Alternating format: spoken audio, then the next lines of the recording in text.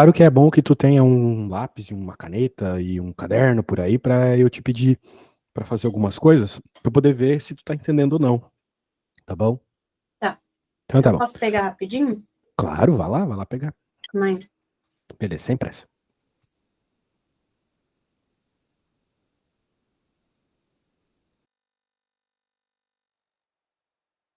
Pronto. Beleza. Vamos primeiro fazer essa aqui, que é uma questão teórica. Na aventura narrada no texto, que texto, mano? Eu acho que eu não recebi o texto ou eu não peguei ele por Vixe. desatenção minha. Não, ele tá aqui, ele tá aqui. Eu que não peguei, mas, pô, baita texto, hein, cara? Mas tu grifou as coisas pra mim já, então acho que eu não vou precisar ler tudo. Parece questão do Enem, que tem 1 milhão de. Não sei se tu já viu uma prova do Enem, mas o negócio é gigantesco, assim, tem muitas frases. Nossa. Vamos lá. Eu e o grupo de amigos explorar a caverna espetáculo, ganhamos muito tempo na parte da caverna, ver 5 caminhos subterrâneos, descer a caverna, menos luz do sol iluminava nossas lanternas, era quase justamente mais escuro e úmido ali, sensação de pisarmos em folhas secas. Peraí, pensei, uma carne. A velocidade da correnteza era forte e facilmente nos levaria rio abaixo, passando acima dos outros. Tá. Os gritos eram insanos e nos aproximarmos de uma cascata de 5 metros de queda que terminava numa parte cheia de pedras. Pô, caramba, parece ser uma história meio trágica, né? O teu professor, assim, não tem pena dos alunos, né? O aluno já tá nervoso aí para fazer a prova e ainda recebe uma prova com uma questão meio macabra como essa. Bem, eu vou ler a primeira pergunta e ver se eu preciso ler todo o texto, né? Na aventura narrada no texto, temos exemplos de grandezas escalares e vetoriais. Primeiro, a gente tem que saber o que é uma grandeza escalar e uma grandeza vetorial, não é mesmo? Uma grandeza escalar é uma grandeza que ela pode ser representada, né? É algo físico que pode ser representada apenas por um número. Por exemplo, a tua idade, né? A tua idade é uma grandeza escalar, porque ela é só um número. Ou a temperatura é uma grandeza escalar também. Tu tá com 36 graus Celsius e acabou. Esses graus Celsius, ou a tua altura, quer dizer, ou a tua idade, ela não tem direção e sentido, né? Uma grandeza vetorial, ela indica uma direção e sentido.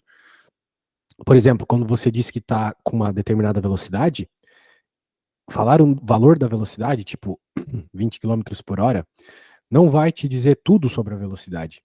Porque você pode ter 20 quilômetros por hora indo para cima, ou indo para a direita, ou pegando o sentido inverso. Entende o que eu quero dizer? São, Uhum.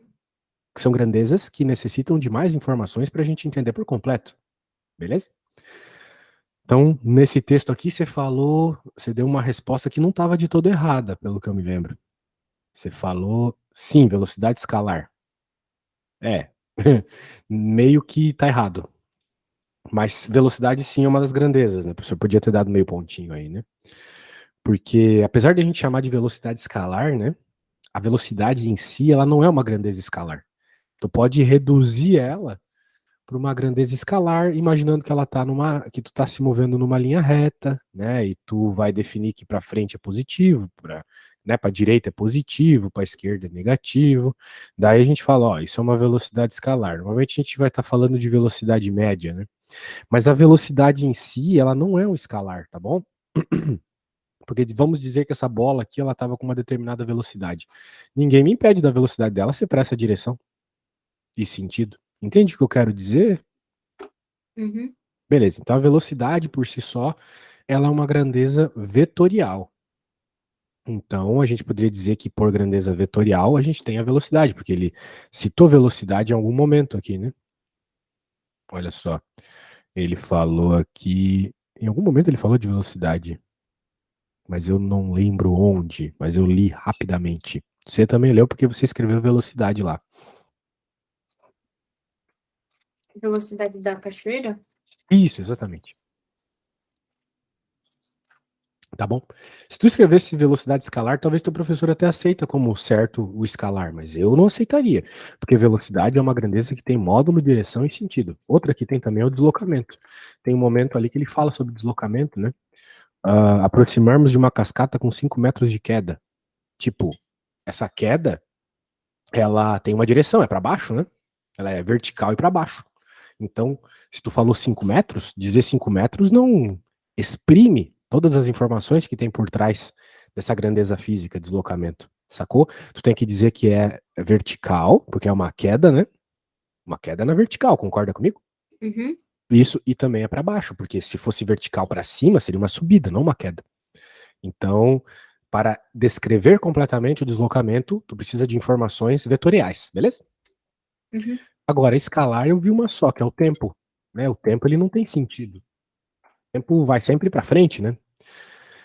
Da mesma forma que a temperatura não tem direção e sentido, entre outras grandezas aí, tá bom? Então é isso aí, minha amiga. De vetorial tem velocidade de deslocamento e de escalar tem tempo. Alguma dúvida? Não. Então tá bom. Sobre a natureza da grandeza, né? Se tu precisa de direção e sentido, ela é uma grandeza vetorial. Tem bastante grandeza vetorial na física. Deixa eu guardar aqui as coisas que eu tava fazendo com outro menino, senão a gente vai confundir todos os arquivos aqui. Sua prova vai ser quando? Tua mãe falou que ia ser terça, algo assim. Vai ser terça. Ixi, barra pesada, hein? Uhum. Mas vai dar tudo certo, você tá tendo aula comigo. Eu não sou qualquer coisa, não. Né, se você não confia em si mesma, né? Que às vezes a gente vai sem confiança pra prova, pelo menos tenha certeza que você, com certeza, é uma das pessoas que mais estudou, né, pra prova. Né? Domingo à noite, tá louco? Concorda comigo? Duvido que tem coleguinha aí que estudou no domingo à noite. Acho que eu sou a única. Pois é. Então vá na confiança aí de que você tá se esforçando. Agora vamos para a próxima. Cadê? Sua mãe me mandou aqui, beleza, já achei. Ah, olha só, essa questão é difícil. Essa aqui, a 2. Isso aqui é difícil de interpretação. Vamos dar uma lida. Estou mandando a real. Eu tenho uma certa dificuldade, às vezes, de interpretar questões a gente chama isso aqui velocidade relativa, né? Porque você tem a velocidade num sentido e no outro, e daí o objeto ele seguirá um caminho específico. Costuma ser um pouco difícil isso. Mas vamos lá, vamos lá. Uma das brincadeiras propostas inicialmente foi ver que. Meu, ainda tá falando daquele texto? Como se sabe o tempo que demoramos para ir de uma margem a outra? Depende exclusivamente da velocidade de deslocamento da gente. Da gente. Eu não costumo ouvir isso numa questão de física. A velocidade do esportista e da correnteza são independentes. Ah, isso aí é muito importante, tá bom? Porque às vezes as pessoas elas cometem um erro crasso na física. É muito ruim cometer esse erro, porque significa que você não está entendendo umas coisas muito fundamentais da física.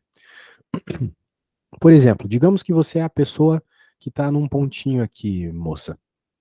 E daí você quer ir aqui para outra margem, né? Você quer vir aqui para outro lado do rio, beleza? Uhum. E como tem uma correnteza te empurrando, se tu simplesmente seguir em a reta para frente, tu vai ser tipo jogada para o lado, né? Concorda comigo? É. É natural isso, né? A gente for nadando e tal, a correnteza nos puxa um pouquinho pro lado e a gente não vai chegar exatamente no ponto B, né? A gente vai vir aqui, vai conseguir chegar do outro lado do rio, mais uma determinada distância aqui do ponto B. E, bem, digamos, você demorou um determinado tempo, né? Para vir aqui. Você demorou um tempo T. Porque você estava com essa velocidade. Agora, digamos que você está andando numa rua que tem o mesmo comprimento do rio. E você está com a mesma velocidade que você estava aqui no rio, para frente, né?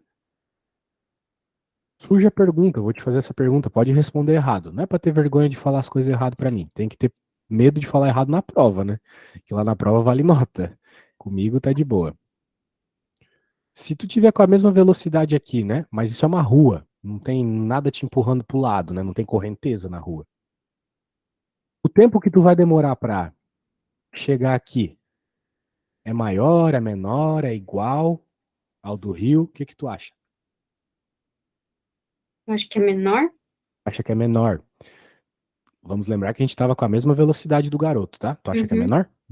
Tá errado. Porque tem uma força. Pois é, todo mundo acha isso. E natural, é intuitivo. Tem uma força me empurrando, então ela vai me ajudar. Ou tem gente, tem uma força me empurrando, ela vai me atrapalhar. Mas na prática não faz diferença, tá bom? Não faz diferença. Claro, desconsiderando resistências do ar, atrito, coisas assim, não faz diferença. Tu jogar algo ou deixar o algo cair, né, eles vão chegar ao chão ao mesmo tempo. É estranho isso, né? Mas Em outras palavras, esse é o princípio de Galileu. Nem o professor chama por esse nome, mas é assim, ó. O princípio de Galileu diz que movimentos em direções diferentes não se misturam, não se atrapalham. Okay? Então, ter ou não a correnteza não importa, em outras palavras. Ter ou não a correnteza não importa no tempo que a pessoa demorará para chegar até o outro lado. Aí tu pode estar pensando, mas professor, pelo amor de Deus, como que não vai demorar mais se o caminho foi diferente? Aqui foi reto, aqui foi curvo. Não vai, cara. Eu juro pra você. Ao mesmo tempo, tá bom? Então tem que ter isso em mente, porque isso vai te ajudar a resolver algumas contas e alguns problemas teóricos, né? Beleza? Uhum. Então, tá bom. Ah, bem, eu falei sobre tudo isso, mas nem sei o que esse problema tá perguntando ainda. Vamos ver. Tá, me mandou meio virado aqui, mas não tem problema. Deixa eu pegar aqui.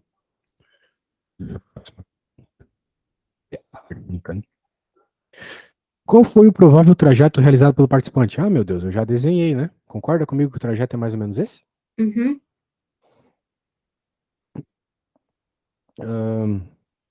Bem, como é que a gente chegou nessa conclusão, né? A gente chegou nessa conclusão porque essa bolinha aqui, que representa o garoto, né? Ela vai sofrer velocidades, né? Que causam o movimento dela. A velocidade do garoto é sempre a mesma, ele tá mantendo ali a mesma força se movendo no rio. E a correnteza também não muda, então meio que é um movimento na diagonal, né? Vamos dizer assim, a velocidade resultante é uma velocidade diagonal. É por causa disso, tá bom? Tá. Por causa dessa soma vetorial. Tudo bem até aí? Uhum. Então tá bom. Qualquer coisa é só perguntar, beleza? Tá. Então tá. Bem, eu acho que dá pra fazer todas as questões, tá? Mas se tem alguma questão que tu tá mais urgente de resolver, é só me falar. Tem alguma ali que tu queiras ver, assim? Sim, Ah, eu é, pode acho falar então. que a 4 Uhum. e A 4 tem um monte de vetor, né? a 4 eu acho que é a mais difícil. Beleza, vamos ver ela primeiro então. Hum. Considere duas forças atuando em um ponto material representadas em escala na figura a seguir. Eu não estou vendo onde está o ponto material, mas beleza. Deve ser aqui onde. Bem, não sei. Vamos continuar lendo aqui. Na qual o lado de cada quadradinho corresponde a uma intensidade de 2 newtons. Isso você indicou muito bem aqui. Usando o sistema de versores indicado, que é esse sisteminha aqui, represente a força F1 e F2 por meio de suas componentes. Ah, bom. Ele quer que a gente descreva essas forças como a soma de vetores verticais e horizontais. É isso que ele está pedindo, tá bom? Ele escreveu de um jeito feio aqui, mas ele está pedindo basicamente isso. Queremos escrever os vetores de força por meio de somas de vetores verticais e horizontais. Você provavelmente chama isso de decomposição vetorial na aula, tá bom? Então, é isso basicamente. Tu lembra de fazer isso, de escrever um vetor como a soma de vetores horizontais e verticais? Então, mais ou menos. Eu lembro que era D ao quadrado é igual a A ao quadrado mais B ao quadrado. Ah, sim, nisso você está falando de obtenção do módulo deles, né? Mas a A ainda não pede o módulo, só pede o desenho, tá bom? Então o negócio é o seguinte: como a gente quer escrever o vetor F1 primeiro, vamos escrever o vetor F1 primeiro, e ele está dizendo que o sistema é esse aqui, então de fato ele está falando para a gente somar vetores horizontais e verticais. Não é só como a gente faz isso, né? Porque a gente vai ter um vetor aqui no horizontal, tá bom? Esse vetor aqui, vermelhinho, somado. Né, imagina então uma pessoa empurrando para a direita, tá? Tem uma pessoa empurrando para a Uhum. direita. E tem outra pessoa empurrando para cima. Ou melhor, para cima não faz sentido, uma vez que o vetor está apontando aqui na diagonal para baixo, tá vendo? O vetor F1. Tá vendo isso? Então Então é para baixo? isso, ele tá apontando para baixo, a pontinha dele tá aqui para baixo, tá vendo? A força azul vai ter que ser para baixo, então. Isso aí. Um cara empurrando para baixo e outro cara empurrando para direita, vai causar uma força na diagonal para baixo. Tudo bem? Uhum. Isso. Pronto, tá feito a decomposição, tá feito o que o problema tá pedindo na A para o vetor F1, beleza? Me parece que tu chegou a fazer algo perto disso para F2, né? Tu desenhou os pontilhados aqui. Era exatamente isso, tá? Então aqui vai ser a mesma coisa, ó. Beleza? Pegou a ideia? Uhum. No caso aqui, ó, a gente tem que fazer assim. Para que, por regra de soma de vetores, né, dê aquele vetor F2. Beleza? Porque os vetores, né, eles sempre têm que formar um triângulo na hora da soma. Tá vendo que formou triângulos aqui? Uhum. Então é obrigatório que forme um triângulo. Tem esse detalhe. E também é obrigatório que você tenha que na direção e no sentido dos vetores tenha também a mesma direção e sentido daquilo que você estava tentando criar, que no nosso caso é o F2, veja que o F2 ele está apontando para cima e para a direita, né? Porque está na diagonal, tipo nordeste assim, né? A Rosa dos Ventos tem a direção nordeste, certo? Uhum. Isso, então ele está meio que apontando para a direção nordeste, que no caso é norte e leste, né? Para cima e para direita. Ele está apontando para cima e para direita. É? Uhum. Então tem que verificar isso. E note que é fazer um desenho, né? Fazendo o desenho assim fica bem óbvio, né? Quando eu faço o desenho fica bem óbvio, né? Que era para ser assim mesmo. Fica. Que bom. Então, a hora que chegar a tua prova, né, terça, você dá uma boa respirada antes de começar a fazer as questões, de preferência comece pelas mais fáceis. E lembre que se parecer coisa de vetor, como essa aqui, nos quadradinhos e tal, desenha. E é sempre desenhos assim, ó, vertical e horizontal, beleza? Tá. Com certeza o teu professor vai te dar 10 se tu fizer isso. Agora, o que ele está pedindo? O módulo resultante. Daí você falou sobre Pitágoras, né? Você tem que resolver isso por teorema de Pitágoras. Como é que eu vou encontrar o módulo de F1? Bem, o módulo de F1, tu tem que concordar comigo, que é o tamanho do vetor F1. Módulo é tamanho. E aí, como é que a gente encontra o tamanho dessa reta verde aí que eu desenhei, moça? Eu acho que é contando os quadradinhos, né? Contando os quadradinhos. Ah, isso, mas não só isso, né? Por quê? Porque meio que os quadradinhos, os risquinhos dos quadradinhos, como você muito bem desenhou aqui em cima, valem 2, mas eu não consigo medir quanto que vale cada um aqui, porque ele não está exatamente passando nos risquinhos dos quadradinhos, né? Hum. Então, minha amiga, você vai ter que fazer o teorema de Pitágoras. Lembra do teorema de Pitágoras? Aquele da Uhum. hipotenusa? Uhum. Então, a hipotenusa ao quadrado é igual à soma dos quadrados dos catetos, né? Portanto, agora eu vou querer que tu faça, tá? Eu quero que tu encontre qual que é o valor desse verdão grandão. Note que para isso tu vai ter que saber qual é o tamanho do azul e do vermelho. Lembrando que cada risquinho vale 2 newtons. Então, por exemplo, eu vou fazer o azul aqui para você. Ó, 2, 4, 6, 8, 10, 12, 14, 16. Então o azul vale 16, beleza? Uhum. Então, ó, o y ao quadrado, que é o que a gente quer, já vai ser aqui, ó, 16 ao quadrado. Agora tu vai ter que contar o vermelho, fazer o quadrado, depois a raiz, essas paradas. Tenta fazer, se tu conseguir, tudo bem, me fala a resposta, se tu não conseguir, eu faço, tá? Tá, Mas vou tenta. tentar. Pitágoras, beleza? Pitágoras, você tem certeza que já fez bastante.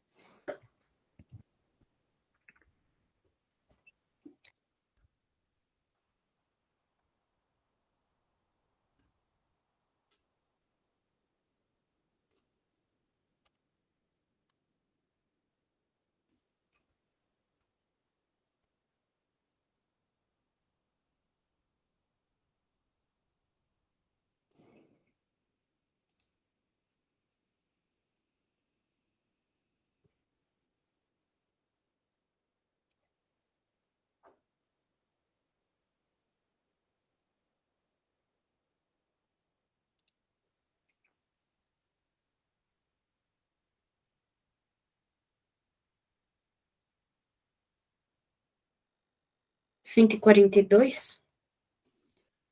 Você já encontrou o valor do tamanho vermelho? 5,42 deu? Ah, do vermelho é 6. O vermelho é 6, Ah, mas não é 6, não. é É 6 ao 6, quadrado, né? é 6 ao quadrado. Isso. Então vai ficar 16 ao quadrado mais 6 ao quadrado e ainda depois tu vai ter que fazer a raiz quadrada disso, né? Uhum. Isso. Pode usar a calculadora. Na prova tu vai poder usar a calculadora? Eu acho que não. Bem, eu acho que você sabe fazer uma coisa ao quadrado, então pode usar na É, nossa aula, mas na hora da prova fica atenta, né?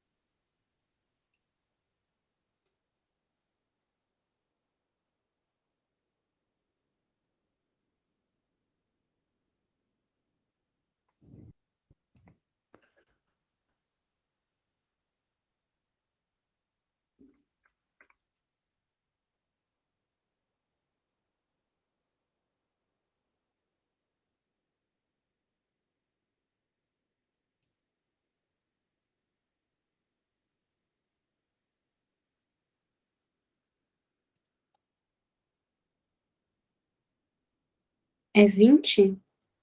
Eu acho que sim, porque ele tem que ser um pouquinho maior que os outros dois. Então deixa eu fazer aqui, tá bom? 16 ao quadrado é, não sei. 16 ao quadrado é 256, beleza. E o outro ali tu falou que era 6, né? Então é 256 mais 36. A raiz quadrada de 292 é 17. Mas eu acho que não era 6 vezes 2, que é em newtons? Verdade, menina. Então eu também errei. Não era 16, era 32 no meu caso. Nossa, eu esqueci. Não, não, eu fiz certo. Tô viajando. Eu multipliquei por 2 depois. Muito bem, mas eu errei, tu acertou. Parabéns. É isso aí. 12, né? 12 ao quadrado. Então vai ficar 144 mais 256, né? Uhum. E a raiz quadrada de 400 é 20. Show! Então significa que o módulo do F1 é 20. 20 newtons. Beleza? Uhum. Bem, me parece que você entendeu. Fazer Pitágoras aí. Muito bem, parabéns. Agora, não vou fazer a outra. Se tu quiser fazer como tarefa depois, vamos para a 3, né? Para a gente ver se a gente consegue fazer todas as contas, né? Mas aqui como é que ficaria? Eu tenho 4, aqui eu tenho 3. Isso aqui é um triângulo pitagórico. Significa que aqui vai medir 5, só que é 5 vezes 2, então é 10. Já fiz de cabeça aqui para você. Tá bom, vai ser 10. Então, bora para a próxima. Ver se a gente consegue fazer todas hoje. Vai ser bem massa.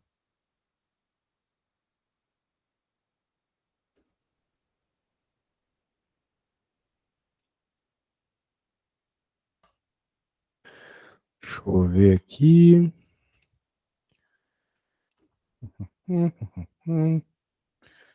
A próxima question. Meu Deus, tava tudo aqui.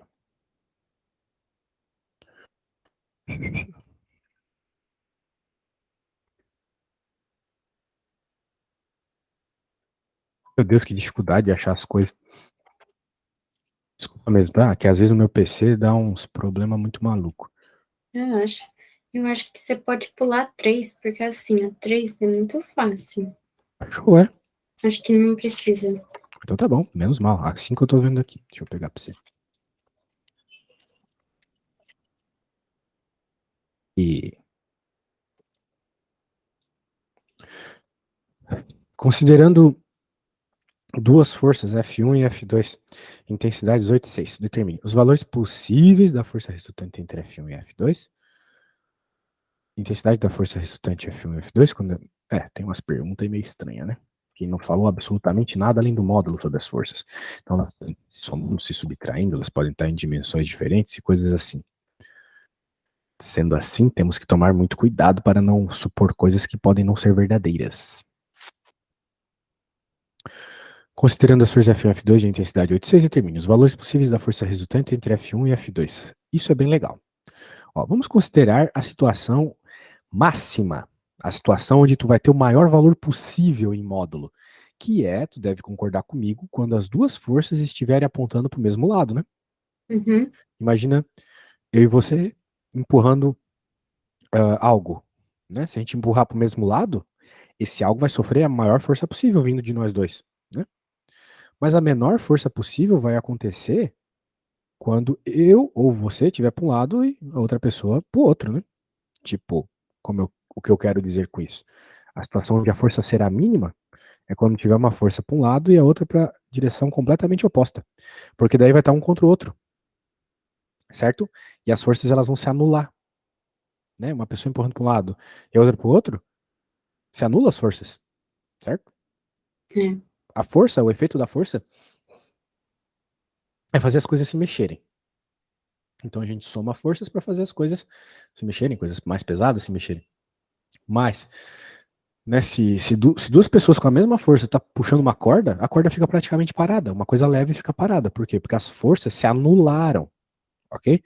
Então tu tem que pensar em força como é, esses vetores mesmo, né? Então os vetores vão acabar se anulando. Esses vetores que causam movimento. Tá bom? Entendeu mais ou menos o que eu quis dizer? Sim. Então vamos escrever aqui. Para tu lembrar depois, a hora que você pegar para ler isso aqui, né? A força máxima ocorre quando as duas forças têm a mesma direção e mesmo sentido. A força mínima ocorre quando as duas têm a mesma direção, ou seja, estão na mesma reta, estão na mesma horizontal, mas sentidos opostos. Uma está para a esquerda e outra está para a direita. Ou seja, se ele está falando aqui os valores possíveis de força, vai estar entre o mínimo e o máximo, né? Se são todos os valores possíveis, vão estar entre o mínimo valor e o máximo valor. Veja que essa conta não é só fazer a conta, né? É ter uma interpretação também. Percebeu? Uhum. Tá bom. Então eu vou chamar a máxima de vermelha e a mínima de azul. Vamos encontrar a força máxima, né? Como as duas forças medem 8 e 6, força máxima vai ser 8 mais 6. É tão óbvio quando alguém que sabe o que está fazendo faz, né? Muito óbvio, né? Agora parece óbvio eu fazendo aqui a soma e tal. É complicado, por isso eu tenho que te pedir para fazer uma conta ou outra, porque tu tem que reparar aquilo que for difícil, sabe? Senão vai chegar na hora da prova, pô, foi óbvio lá com o professor, mas na prova eu não tô entendendo nada. Então por isso eu tenho que te pedir para fazer uma conta ou outra. Agora, o mínimo, né? O mínimo será a subtração. Porque eu acho que tu lembra da professora falando que quando tem forças em sentidos contrários, subtrai, né? É uma menos a outra. Tipo, para a direita menos a da esquerda, por exemplo. Então vai ficar 8 menos 6, que dá 2. Tudo bem até aí? Tudo. Então tá bom. Vamos ver a próxima. A intensidade da força resultante entre F1 e F2 quando F1 e F2 forem perpendiculares. Perpendiculares. Tu sabe o que são vetores perpendiculares, retas perpendiculares? Sabe o que é? Putz. Perpendicular é quando tem o ângulo de 90 graus. Tipo isso aqui. Isso aqui é perpendicular. Perpendicular é o ângulozinho de 90 graus, beleza? Tá. Então aqui, por exemplo, seria a D8 e aqui seria a D6. A força resultante vai ser essa aqui, ó. Chuta, o que que tu vai ter que fazer então para resolver? Pitágoras, né? Beleza? Tá. Então faz Pitágoras aí e me diz a resposta.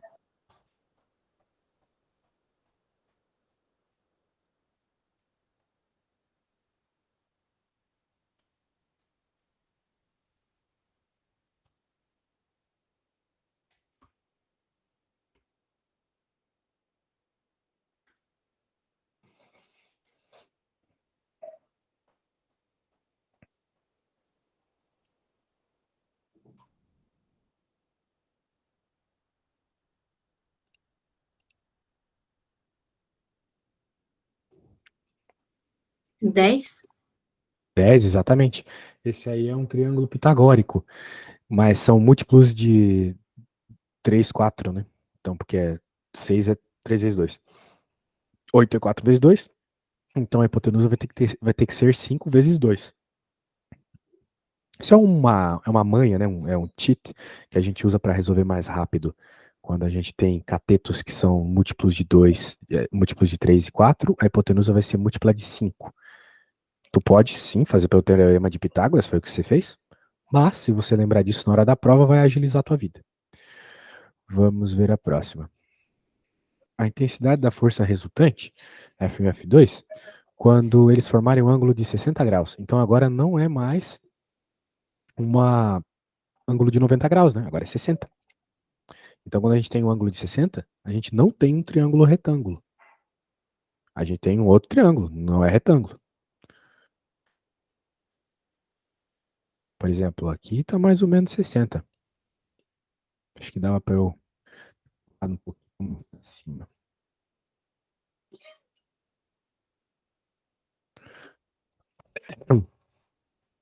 Então, por exemplo, essa aqui é a de 6 e essa aqui é de 8. De novo, né? A soma vai ser o vetorinho que vai aparecer aqui na brincadeira. Só que dessa vez não é um triângulo retângulo. Então, tu não pode usar o teorema de Pitágoras. A gente só pode usar o teorema de Pitágoras em triângulo retângulo, entendeu? Uhum. Então, agora tu tem que usar a lei dos cossenos. Lembrando que aqui é 60 graus. A lei dos cossenos é essa equação aqui, ó. Será que você sabe usar ela?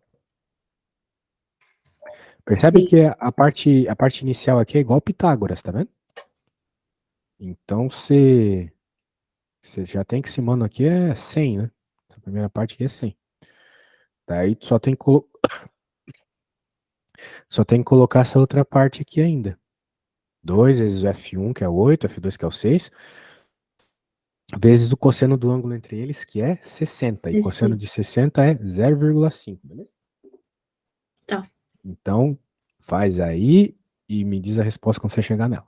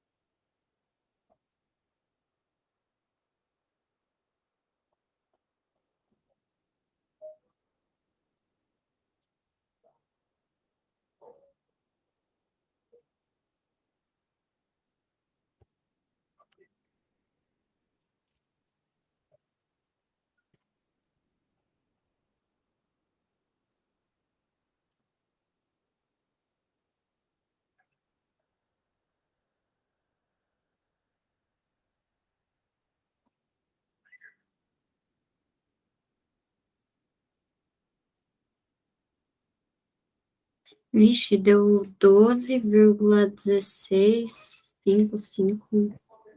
Mas eu É, não sei se tá certo. eu acho que se não tá certo, tá perto da resposta certa, mas talvez esteja certo. Talvez esteja certo.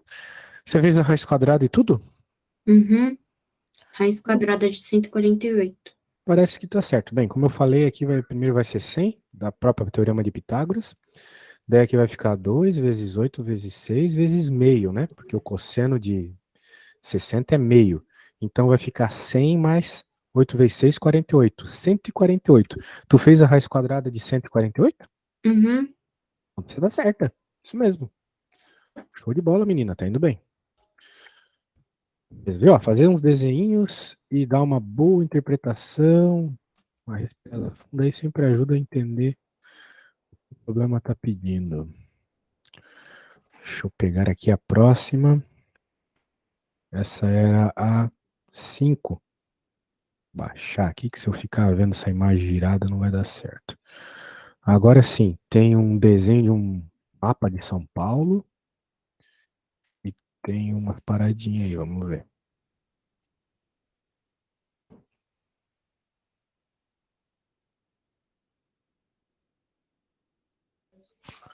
Tá pedindo umas coisas aí. E tem um mapa embaixo. De verdade aqui, não é um mapa de coisa ali. Me parece ser a mesma situação, só que sem as paradinhas do Google Maps. Você não conseguiu fazer essa também, né? Você foi mal na prova, mas agora você está conseguindo fazer tudo.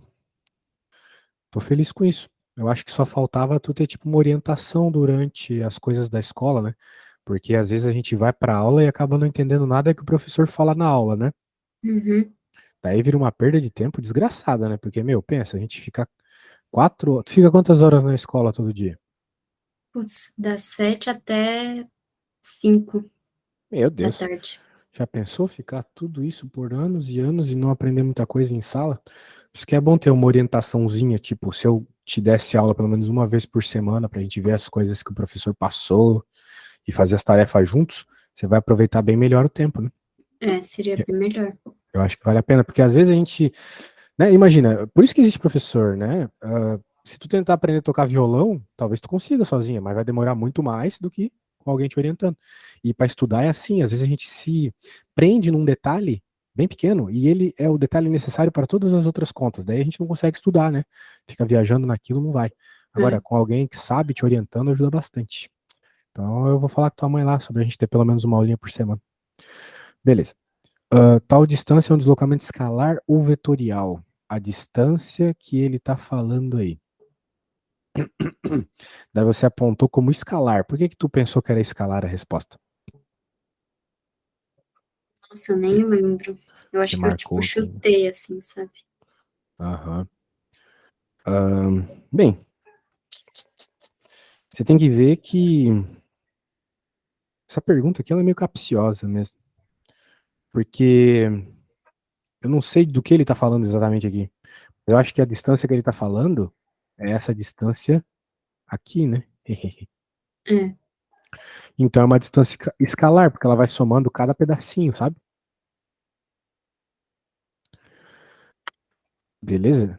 Isso é o que o Google mostra, o deslocamento escalar, que é a soma de cada pedacinho em cada pedacinho. Se eu tivesse interessado no vetorial, seria só um vetor que vai da posição inicial à posição final, entendeu? Uhum. Então essa é a diferença. Ó, isso aqui é um vetor, concorda comigo? Que indica que tu saiu desse ponto e chegou nesse. Então isso seria o deslocamento vetorial, que leva em conta só a posição inicial e a final.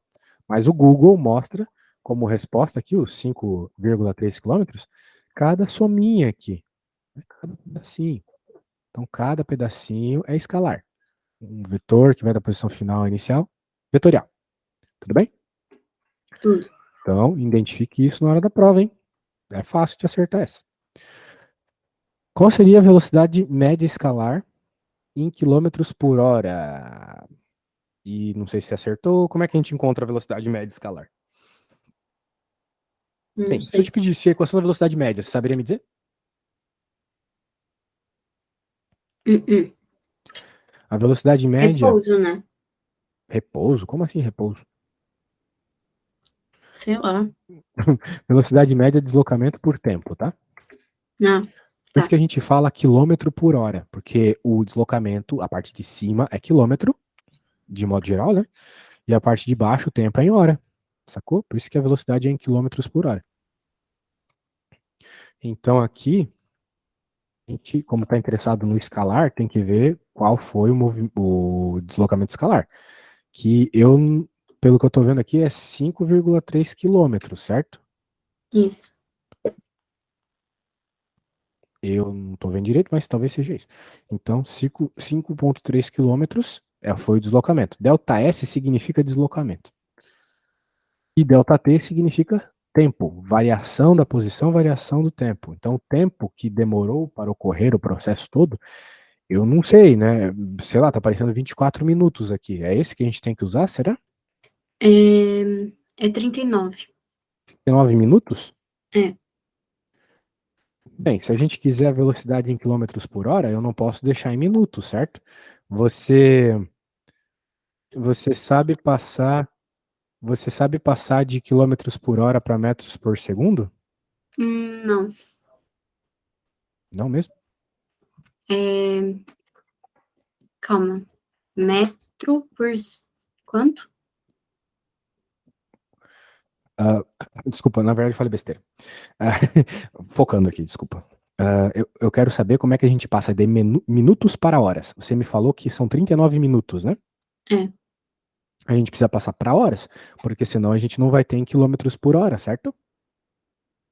Então, acho que é dividir ou multiplicar por 1.000 ou por 100. Bem, vamos lá, vamos pensar para que tu consiga fazer o mesmo pensamento na hora da prova. Se eu te perguntar quantos minutos tem numa hora, o que que você vai me dizer? 60 minutos. 60, isso mesmo, perfeito. Em 2 horas tem quantos? 120. Exato. Na prática, você pegou 60 e multiplicou por 2, porque eu te perguntei 2 horas. Isso deu 120, né? Se eu te perguntasse em 3 horas, você diria 60 vezes 3, 180, né? Uhum. Então, sempre que a gente quer passar de minutos, quer dizer, sempre que a gente quer passar de horas para minutos, a gente multiplica por 60. E se eu quero fazer o contrário, ou seja, passar de minutos para hora, eu tenho que dividir por 60, beleza? Tá. É só tu pensar nessa lógica aí que eu te falei. Daí tu não erra mais. Mil é coisa de quilômetro, de quilograma, não tem nada a ver com o tempo. Mas de toda forma, você falou 39, né? 39 dividido por 60. Agora tem que fazer essa continha, meio feia, né? Bem, eu vou te ensinar a fazer isso aqui sem calculadora. Se eu conseguir, porque é feião mesmo. Então, veja, tem uma fração aqui embaixo, né? A gente aprendeu lá no colégio que quando a gente tem uma fração na parte de baixo, ela pode passar para cima multiplicando invertido. Então vai ficar 5,3 que multiplica 60 sobre 39. Só que 60 tu tem que concordar comigo que é 6 vezes 10, né? 60 é 6 vezes 10. Agora olha só que legal. Esse 10 multiplica com 5,3. E tu agora não vai ter mais conta de vírgula. Tu vai ter 5,3 vezes 10, 53. Sobre 6. Dividido por 39. Bem até aí? Ou tem alguma dúvida? Fiz alguma maluquice aqui? Não, tá tudo bem. De boa. Bem, olha só, eu não sei quanto é 53 vezes 6, mas eu acho que se eu te perguntasse, tu faria aquela continha quarta série style, né? É. Multiplica aqui, joga o númerozinho. Bem, vou te ensinar um jeito aí, pode ser que tu use ele no futuro. Então, eu vou te ensinar minha técnica ninja aqui, que o pessoal de Enem e vestibular, eles curtem bastante. A gente tem que fazer 53 vezes 6, mas você concorda comigo que 53 é 50 mais 3, né? Uhum. Vezes 6, agora eu só faço chuveirinho. Lembra do chuveirinho? 6 vezes 50. Bem, 6 vezes 5, 30. Então, como é 50, 300. E 6 vezes 3, 18. Olha só, bem melhor do que ficar jogando o número pra cima e tudo mais, né? É, fica bem mais fácil. Pois é. Use o chuveirinho, né? A distributiva a seu favor. Agora, vamos fazer uns mequecheques aqui que tu vai curtir pra não precisar ficar fazendo divisão também. Porque professor de física, eu vou te falar uma coisa. Sou professor de física e a gente tá nem aí pros números. Quando a gente chega numa resposta aproximada, já tá valendo. Então, olha o que eu vou fazer. Tu concorda que 318 é quase 320? Uhum. e que 39 é quase 40? Aí, ó. Aumentei um pouquinho em cima, um pouquinho embaixo, não mudei quase nada, não é mesmo? Agora eu posso simplesmente cortar o zero. Eu sei que na tabuada do 32, né, na tabuada do 4, 4 vezes 8, 32. Então, 8 quilômetros por hora, aproximadamente. Para que ficar fazendo divisão? Não é mesmo? Se tu fizer isso aqui, eu tenho certeza que teu professor vai achar muito massa e vai te dar nota, tá bom? Pode ter certeza. Confia que fazer essas aproximações é bem coisa de físico. A gente adora fazer isso. E a resposta é 8. É 8, alguma coisinha, bem baixo. Beleza? Beleza. Legal. Então, é isso aí. Agora, desculpa. Ele está pedindo a velocidade vetorial média. E você fez um bom triângulo ali para encontrar ela. Mas faltou a conta, né? Agora eu, agora eu vou te dizer o que você tem que fazer. Mas você fez um desenho que começou bem. Como ele está pedindo a velocidade agora vetorial média e não a escalar média, né? Que foi a que eu encontrei. Você primeiro vai ter que encontrar quanto mede o vetor de deslocamento. Novamente fazendo Pitágoras, tá bom? Então vai lá por Pitágoras, encontra esse vetor aqui. Ele é o deslocamento vetorial. Então, se a gente quer a velocidade vetorial média, tem que saber o tamanho dele. Quando tu souber o tamanho dele, tu vai fazer a mesma conta que eu fiz. Só que em vez de 5.3 aqui, tu vai colocar o tamanho do vetor de deslocamento e continuará dividindo por 39 minutos, beleza? Boa ideia? Calma. O que você falou nessa última parte? Que uma vez que você encontrar o tamanho do vetor de deslocamento, é só dividir pelos 39 minutos para encontrar a velocidade. Tá. Lembrando que velocidade é deslocamento dividido por tempo, né?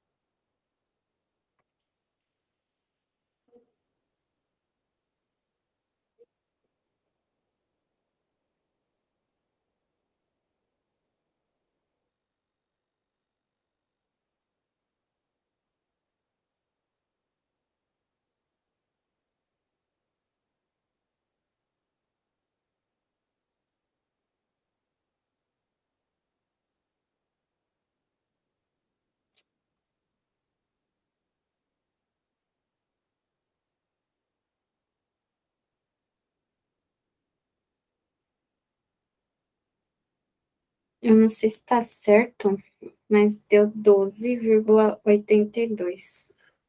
12,82, não esquece da unidade, quilômetros por hora. Tá. Nunca pode esquecer da unidade. Muito bem. Primeiro, vamos ver se essa sua resposta faz sentido. Você concorda comigo que o caminho vermelho é um caminho mais curto que o caminho pontilhado, certo? Né? Uhum. Isso. O caminho vetorial ali é mais curto que o caminho escalar. Então, se ele é mais curto e você fez no mesmo tempo, significa que a velocidade era para ser maior. E de fato você achou uma velocidade maior. Qual que foi o tamanho vermelho que você encontrou? Me fala. É, 500. Fez Pitágoras e achou 500. 500? Bem, vamos ver se faz sentido. 50, 100, 150, 200, 250, 300. 100, 200, 300, 400. É. Ó, múltiplos de 3 e de 4 de novo. 300, 400, aqui tem que ser 500. Uhum. Daí você pegou 500 e dividiu por 39 minutos, que é tipo um pouco mais de 0,5, tipo, sei lá, 0,6 horas. Certinho, é isso aí. Show de bola, menina. Você vai voar na prova, hein? Vamos ver mais uma antes de finalizarmos nossa aulinha de domingo. Deixa eu pegar aqui. Deixa eu baixar de novo lá. Essa era a 6, né? Então vamos ver a 7. A 7 é teórica. Vamos conversar sobre a teoria, então. Você também errou ela. Bem, uma parte é teórica, outra não. Teórica nada, tem um monte de.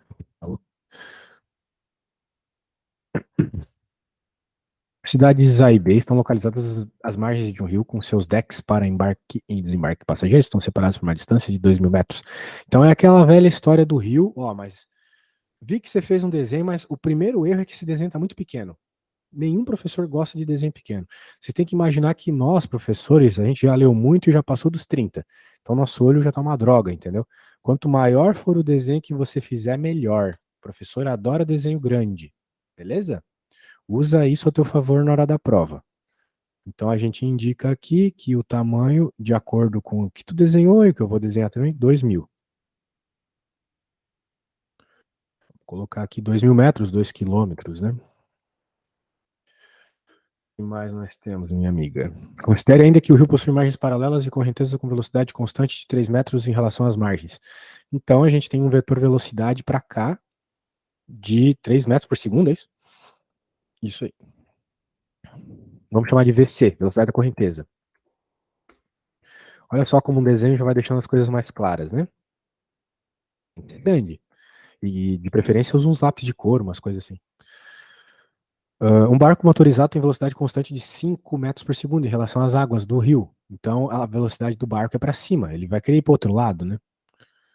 O barco pode subir ou descer o rio, levando passageiros consigo entre as cidades A e B. É que nem o desenho da outra parte da prova lá, né? Então Uhum. ele vai ter o vetorinho aqui, 5. Velocidade do barco. 5 metros per second. Cidade A e cidade B, né? Então, a cidade A está de um lado, a cidade B está do outro lado da margem. Meio que a gente já viu que. Sei, né? Vamos ver o que ele falou, cidade A de margem. Marco pode subir. Não falou que a cidade A está exatamente embaixo da cidade B. Ela está do outro lado da margem, tá? Vamos lá. A velocidade do rio não interfere no tempo de viagem do barco entre as duas cidades. Você falou que é falso. Lembra que a gente estava conversando sobre isso? Uhum. É verdadeiro, ele não interfere. Daí você falou assim que talvez você achava que ia aumentar a velocidade, eu te provei que não, né? Lembra? Lembro. Então é isso. Se tu tem alguma dúvida disso, cara, faz o experimento. Pega o teu celular e joga pra cima. Cara, pede pra alguém calcular o tempo, né? Até ele voltar pra tua mão. Ou anda, ou joga ele num colchão que tá na mesma altura tua. Bem, tu vai ver que vai demorar o mesmo tempo. Pode ter certeza, tá bom? O deslocamento horizontal não interfere no vertical. Grava isso na tua cabeça, beleza? Tá. Então tá bom. O tempo que o barco demora para descer o rio é 250 segundos. Você disse que é falso. Para encontrar o tempo é fácil, porque a velocidade é constante, 5 para cima, e o deslocamento é 2.000, não é? Então, para fazer a B aqui, é só você fazer que velocidade é igual ao deslocamento pelo tempo. Tu tem a velocidade, que é 5. Tu tem o deslocamento, que é 2.000. Assim você encontra o tempo, beleza? É só fazer 2.000 dividido por 5, que vai dar...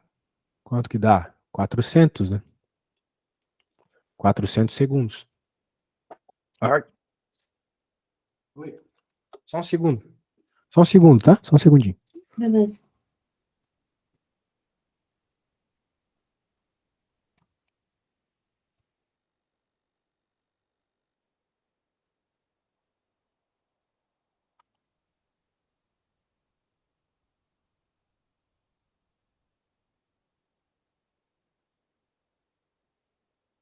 Continuando aqui, então, né? Você pegou a ideia?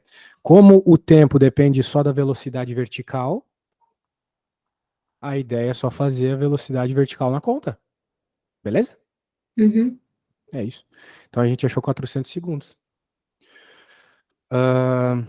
Bem, daí tu tem que ver se 400 segundos é inferior ou superior a 16 minutos. Eu te garanto que é. Então tá certo aqui. Aqui estava errado mesmo.